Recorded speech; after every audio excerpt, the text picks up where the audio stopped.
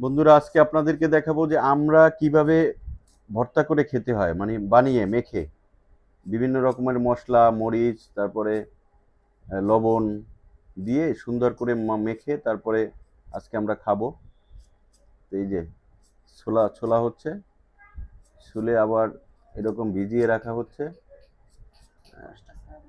কষটা ছাড়ানোর জন্য। এটার যে একটা কষ থাকে, তো কষটা ছেড়ে যাবে, যার জন্যই ভিজিয়ে রাখা। আবুজর, তোমার আমরা খেতে কেমন লাগে ভাইয়া? ভালো। ভালো। আমরা খাবে তুমি আজকে? হ্যাঁ। হ্যাঁ হ্যাঁ। খালি বানানাটা খাবো না। হ্যাঁ, রান্নাটা খাবো না।